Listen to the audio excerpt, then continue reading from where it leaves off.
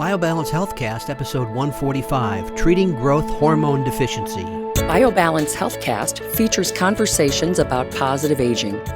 Your hosts are Dr. Kathy Maupin, Medical Director of BioBalance Health and a leading expert in treating symptoms of aging, and Brett Newcomb, a licensed professional counselor.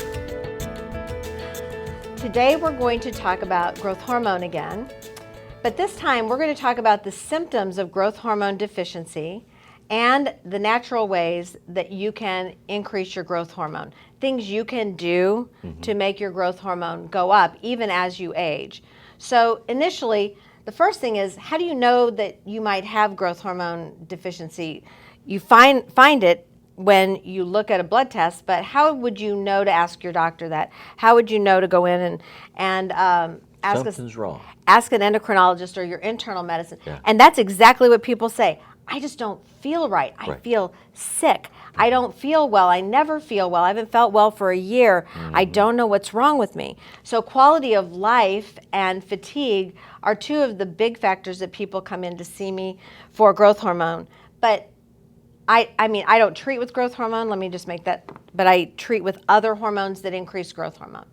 Another thing is chronic anxiety, like you've never had anxiety your whole life, and then all of a sudden you get anxiety all the time, little episodes of just feeling anxious for no apparent reason. And this usually happens after you're 40. It's not usually a before 40 thing. And it usually happens as growth hormone decreases. So anxiety attacks are just feelings of anxiety, and especially at night when growth hormone should be secreted and when the growth hormone isn't secreted. So that sometimes occurs. That's one of the presenting things. But if you want to look at somebody, if they look depressed and they can't do two things at once, and they used to be able to, that's one of the signs of growth hormone deficiency. It's you can't multitask anymore. It's one of the possible reasons for it. It's one of the possible reasons. Yeah. So I'm trying to say, if you have some of these, you go through and your you checklist. go through your checklist, Right. and you find that you have like 1 or 2 or 5, then that may be something that you can ask your physician about and see if you can get a blood level of growth hormone. Well, I know that you did this in the previous podcast where we were focused on growth hormones, but just quickly, can you give us a description again of what growth hormones are and the cycle of them in our lifetime? Okay.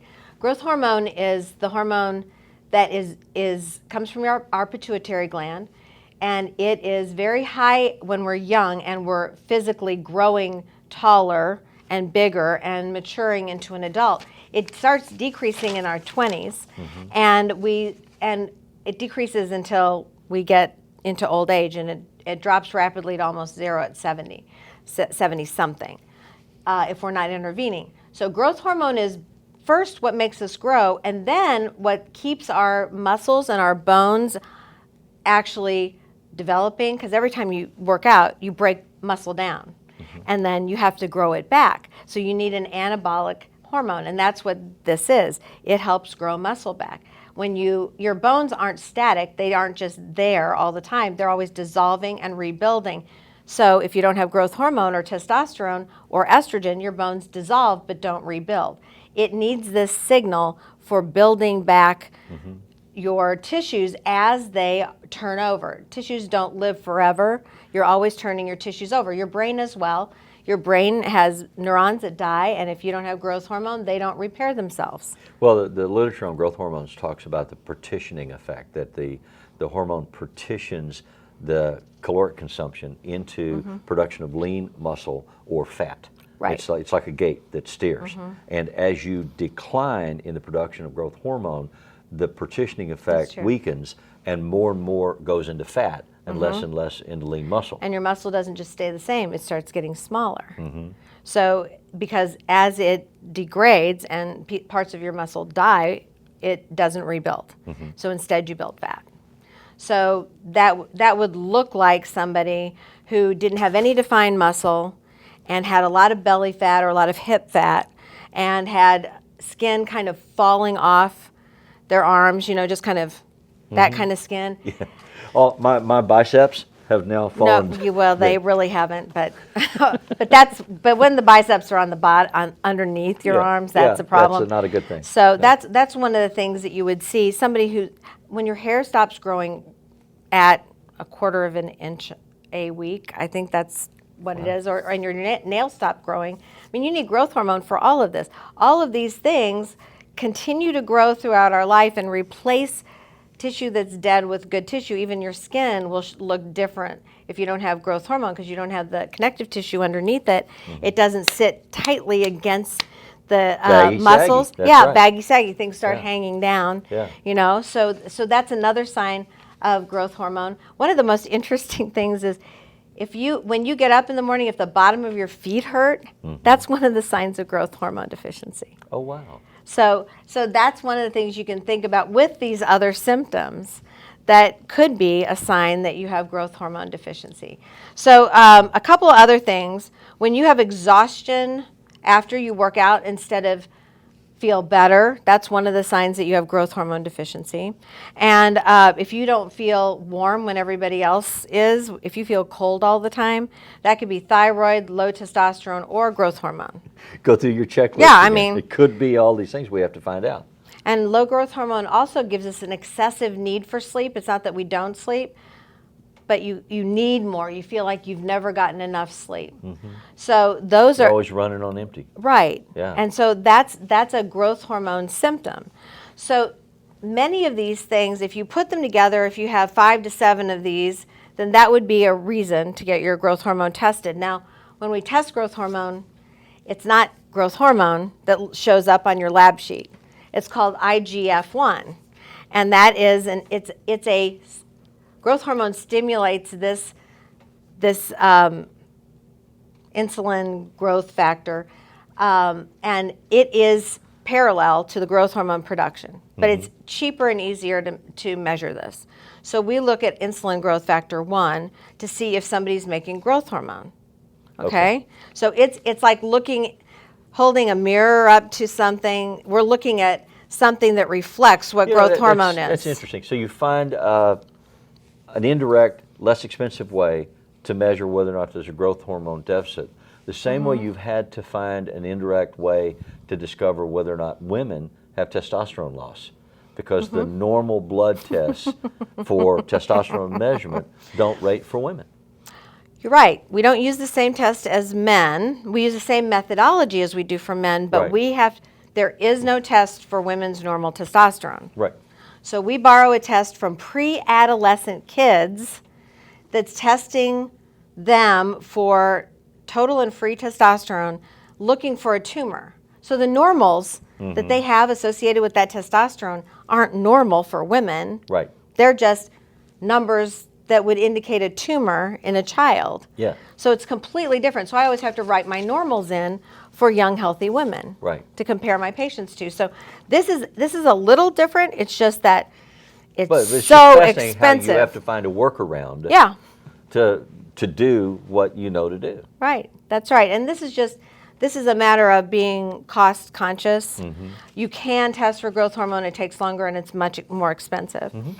And we look at this and we decide what the normal range is. Now that's another place where people ask their doctor if they're normal, and the range that they give you on your lab is huge. It's average for your age, basically. If you're 55, then a growth or an IGF-1 of 50 to 200 is normal. That's not healthy. You have to be too big a range. It's too low. It's like, it goes down as we get older, so they're giving you this number, this range that is appropriate for your age, not what's healthy. What's healthy is what we have between 20 and 40, and that's 150 to 350. So for an 80-year-old man, you ain't bad. Yeah. You ain't good. It's kind of like what they do with men's testosterone. They drop the level of normal as you get older. So an 80-year-old man, it'll be like 0. So the message then is that you don't want to track against your age cohort. Right. You want to track against healthy. Young, healthy levels. Okay. And so what's average for that? And so your doctor has to know that. Or if he just looks down the columns. Looks in the manual. Right. Well, generally everybody's really busy and they're they're like looking through this, and if they're not really thinking about what they're looking at, they're just looking at, is this in the normal side, or they put normals on one side, excuse me, speaking to the camera, normals on one side and abnormals on the other, then they just look down the column to see, and they say, oh, your hormones are fine. Yeah. Instead of really thinking it through, that this doesn't have a good number and that it's not comparing you to healthy, it's just comparing you to average. I mean, why do the test if it's comparing you to average, really? Right. Average for your age, because that doesn't mean you're well. Yeah. So in any case, so that's how we find out. That's how we test for it. And some of the ways that we can boost our own growth hormone, and you're going to say, oh, yeah, I've heard that before, but it does boost growth hormone. You don't eat carbohydrates. It's like a Paleolithic diet. Yes. Like fresh food, meat, avoid milk products, and avoid sugars. Anything white, any carbohydrate that's white. Processed, refined. Processed, refined. Yeah. Australopithecus Even- man did not have sugar refineries. No, they had sugar cane that they chewed on, and that's okay probably. You couldn't get that much sugar out of sugar cane. It's not even that sweet. You have to really refine it to make it that sweet. I've actually tried that. So you have to avoid alcohol and vinegar. Now, I don't know what vinegar's got in it, but you can't have vinegar if you want to have good growth hormone.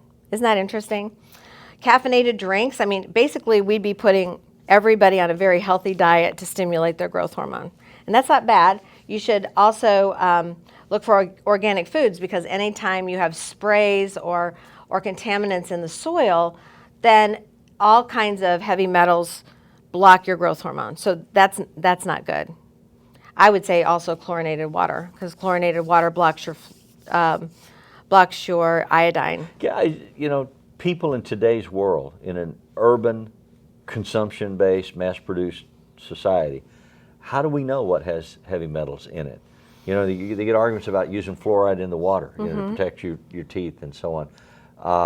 I see notices periodically in the newspaper about not eating fish from the rivers around the metropolitan area where we live because of the mercury poisoning that is in the fish. Luckily, we've shipped all the mercury jobs to China. Oh my God.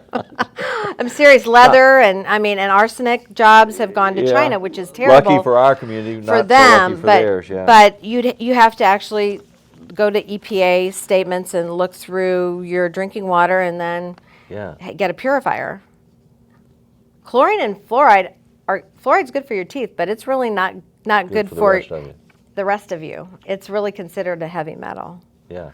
So it's good for and so cavities. Too much heavy metal in your tissues does what? Well, it causes inflammation, and it blocks a lot of the amino acid, and enzyme reactions. So basically, you can't repair things, and you keep collecting this. It doesn't. The reason we call it heavy metals is you can't get it back out. Yeah. There's no way except chelation, which is a dangerous type of cleansing that is done with IV medications to actually bind up the heavy metals and get them out of your body. You have to actually look at hair samples and look at a hair sample from the root of your hair, not from the end of your hair, to measure for heavy metal poisoning. Okay. That's where we collect it. We collect it in our bones, we collect it in our tissues and in our hair and nails. So the easiest way, without punch biopsying your muscles or something, we usually collect it mostly in hair and bone. So we do that. So the point you were making was, if we tend to eat more of a Paleolithic diet, we reduce our risk of consuming these refined, processed ingredients that include the heavy metals. Right. And also, there are vitamins that should be good for us, and we talked about that last time. They're not vitamins, they're not natural vitamins, they're not vitamins from food, they're additives, and they don't act the same way in our body as like folic acid? Like folic acid and like the B vitamins. It's better to get them from vegetables and fruit. So on the ads and TV when they talk about riboflavin, niacin, and all that stuff. It's not a natural supplement that's put in your food. And so sometimes it blocks all the good stuff that you're eating. So it's better not to get, what word do they use? They use a